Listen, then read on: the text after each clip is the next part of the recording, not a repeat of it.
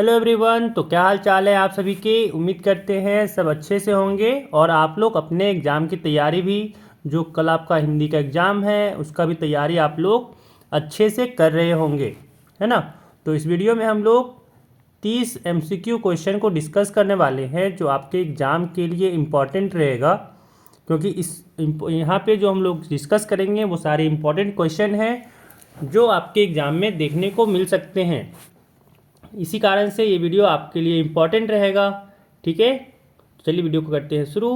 यहाँ पे क्या है कि पहले आप लोग को गद्यांश मिलता है पढ़ने के लिए, है ना, कि गद्यांश को ध्यानपूर्वक पढ़कर पूछे गए प्रश्न का उत्तर दें।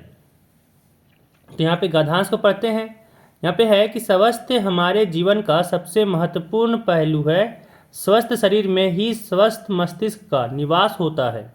यदि हम स्वस्थ रहना चाहते हैं तो हमें अपने खान पान, दिनचर्या और मानसिक स्वास्थ्य का ध्यान रखना चाहिए, ठीक है।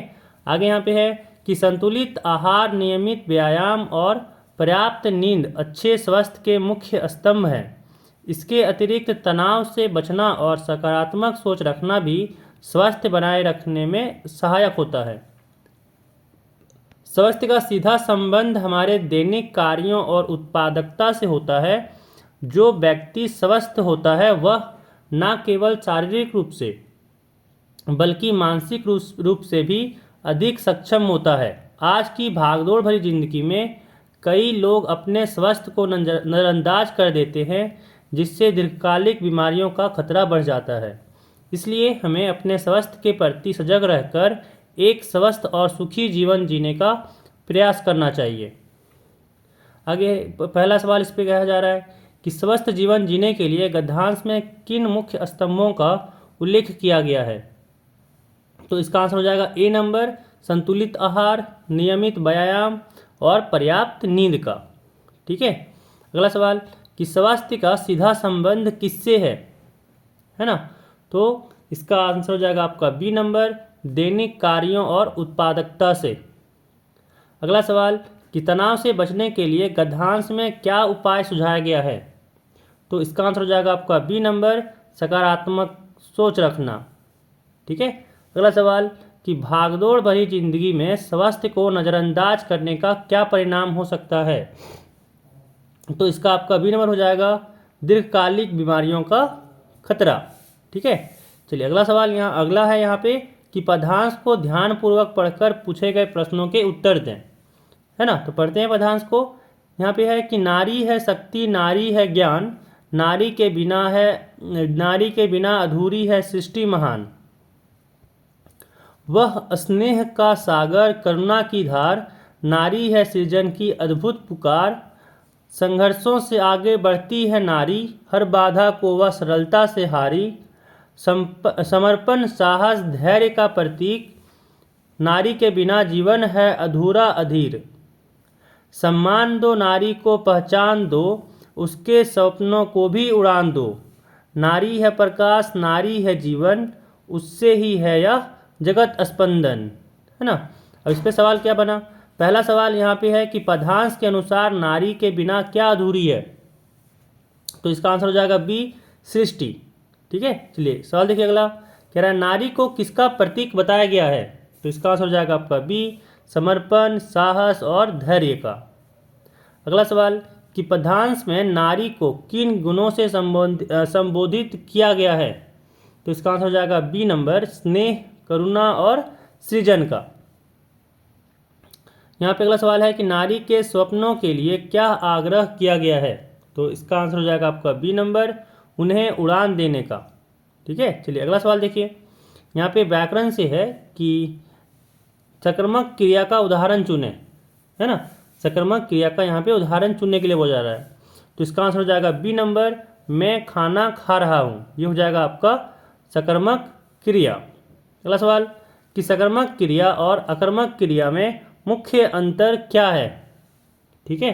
तो इसका आंसर हो जाएगा आपका सी नंबर, कर्म की आवश्यकता में, ठीक है। चलिए अगला सवाल देखिए, कह रहा सकर्मक क्रिया में हमेशा क्या होता है।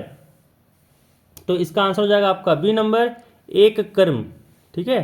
चलिए अगला सवाल देखिए, कह रहा निम्नलिखित में से किस वाक्य में क्रियापद का उपयोग हुआ है। तो इसका आंसर हो जाएगा आपका ए नंबर, बच्चा दौड़ रहा है। ठीक है, यहाँ पे दौड़ना क्या होगा, यहाँ पे दौड़ना हो जाएगा क्रिया। ठीक है, आगे अगला पद देखिए, कह रहा पत्र शब्द एक अर्थ नहीं है, तो यहाँ पे हो जाएगा डी पुस्तक। अगला सवाल कह रहा है कि मुख शब्द का एक अर्थ क्या हो सकता है। ठीक है, तो इसका आंसर हो जाएगा आपका 14 का ए नंबर, चेहरा। अगला सवाल देखिए, कह रहा है यहाँ पे कि अव्यय शब्द की परिभाषा क्या है, तो इसका आंसर हो जाएगा सी नंबर, जो अपनी स्थिति या रूप में कभी नहीं बदलता। ठीक है, उसको कहते हैं अव्यय। अगला सवाल कह रहा है कि वह जल्दी आया, वाक्य में जल्दी शब्द किस प्रकार का अवयव है, तो इसका आंसर हो जाएगा आपका बी नंबर, क्रिया विशेषण अव्यय। अगला सवाल है कि राजमहल शब्द किस प्रकार का समास है, तो इसका आंसर हो जाएगा आपका ए नंबर, तत्पुरुष समास। ठीक है, तत्पुरुष समास। अगला कि बहुव्रीहि समास में किस प्रकार के पद होते हैं, तो इसका आंसर हो जाएगा आपका डी नंबर, समास का अर्थ दोनों पदों से अलग है ना होता है इसमें। चलिए अगला देखिए, कह रहा है तुम स्कूल जाओ और मैं घर पर रहूँगा, इस वाक्य का प्रकार क्या है, तो इसका आंसर हो जाएगा आपका सी नंबर, संयुक्त वाक्य। अगला सवाल देखिए, यहाँ पे कह रहा है क्या कि गद्यांश को ध्यानपूर्वक पढ़कर जो आपका पाठ्य पुस्तक से है प्रश्नों का हम लोग को यहाँ पे जवाब देना है। तो गद्यांश पढ़ लेते हैं।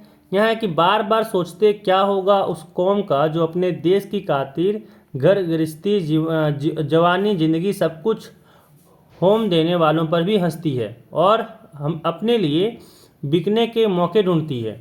दुखी हो गए 15 दिन बाद फिर उसी कस्बे से गुजरे, कस्बे में घुसने से पहले ही ख्याल आया कि कस्बे की हृदयस्थली में सुभाष की प्रतिमा अवश्य ही प्रतिस्थापित होगी, लेकिन सुभाष की आंखों पर चश्मा नहीं होगा, है ना। तो सवाल यहाँ पे क्या है, पहला कि गद्यांश में लेखक को किस बात का दुख हो रहा है ना। तो इसका आंसर हो जाएगा आपका ए नंबर की कौम की मानसिकता और अपने देश के प्रति उनकी निष्ठा। अगला सवाल देखिए, कह रहे हैं यहाँ पे गद्यांश में लेखक का यह विचार कि सुभाष की आंखों पर चश्मा नहीं होगा का क्या अर्थ है, तो इसका आंसर हो जाएगा बी नंबर कि सुभाष चंद्र बोस की मूर्ति में कोई कमी थी। ठीक है, चलिए अगला देखिए, यहाँ पे कह रहा है कि अगला पदांश है कि बेटे के क्रियाक्रम में तुल नहीं किया, पतोहू से आग दिलाई उसकी, किंतु ज्यों ही श्राद्ध की अवधि पूरी हो गई पतोहू के भाई को बुलाकर उसके साथ कर दिया, यह आदेश देते हुए कि इसकी दूसरी शादी कर देना। इधर पतोहू रो रो कर कहती मैं चली जाऊंगी तो बुढ़ापे में कौन आपके लिए भोजन बनाएगा, बीमार पड़े तो कौन एक चुल्लू पानी भी देगा, मैं पैर पड़ती हूँ मुझे अपने चरणों से अलग नहीं कीजिए। लेकिन भगत का निर्णय अटल था, तू जा नहीं तो मैं ही इस घर को छोड़कर चल दूंगा। यह थी उनकी आखिरी दलील और इस दलील के आगे बेचारी की क्या चलती, है ना। चलिए इस पर सवाल क्या कह रहा है कि भगत का निर्णय क्या था, है ना। तो यहाँ पे इसका आंसर हो जाएगा बी नंबर कि पतोहू की दूसरी शादी कराने का। अगला सवाल कि पतोहू ने क्या कहा था जब भगत ने उसे घर छोड़ने के लिए कहा। ठीक है, तो इसका आंसर हो जाएगा आपका सी नंबर, मैं आपके लिए बुढ़ापे में भोजन बनाऊंगी। ठीक है, अगर देखिए अब यहाँ पे पदांश को पढ़ना है और हम लोग को इसका आंसर करना है, तो पदांश पहले पढ़ लेते हैं। कह रहा है भुजबल भूमि भूप बिनु किन्हीं, विपुल बार महिदेवनः दिनहि, सहस बाहुभुज छेद निहारा, परशु बिलोकु महिप कुमारा, मातु पितहि जनी सोच बस करसी, महिष किशोर गर्भनह के अभरक दलन, परशु मोर अति घोर। ठीक है, फिर सवाल बना कि गर्भन के अभरक दलन में अभरक का क्या अर्थ है, तो 25 का आपका आंसर हो जाएगा सी नंबर, बच्चा। अगला सवाल कह रहा है कि महिप कुमार किसे कहा गया है, तो इसका आंसर हो जाएगा आपका यहाँ पे सी नंबर, लक्ष्मण। अगला सवाल कि विपुल बार महिदेव दिनी में महिदेव किसका संदर्भ है, तो इसका हो जाएगा आपका ए नंबर, महादेव शिव का। चलिए अगला सवाल देखिए, यहाँ पे कह रहा है कि परशु बिलोकु महिप कुमारा में परशु किसके लिए प्रयुक्त हुआ है, तो 28 का आपका ए नंबर हो जाएगा, एक युद्ध अस्त्र। अगला सवाल कि गंतोक का क्या अर्थ है? तो इसका आंसर हो जाएगा आपका डी नंबर, पहाड़। अगला सवाल कि जितेन नारगे की जीप में किसकी तस्वीर लगी हुई थी? ठीक है, तो इसका आंसर हो जाएगा आपका बी में का, दलाई लामा का तस्वीर लगी हुई थी। ठीक है, दलाई लामा का। तो यहाँ पे 30 MCQ क्वेश्चन कंप्लीट हुआ है ना। तो जो भी आपके इंपॉर्टेंट क्वेश्चन यहाँ पे थे हम लोग यहाँ पे डिस्कस कर लिए हैं। तो इस वीडियो में बस इतना ही। तो अगर आप हमारे चैनल पर अगर नए हैं तो चैनल को सब्सक्राइब कर दीजिए, वीडियो को लाइक कर दीजिए, साथ ही अपने फ्रेंड के साथ भी शेयर कर लीजिए। अपना खूब ख्याल रखिएगा। इस वीडियो में बस इतना ही, फिर मिलते हैं अगले वीडियो में।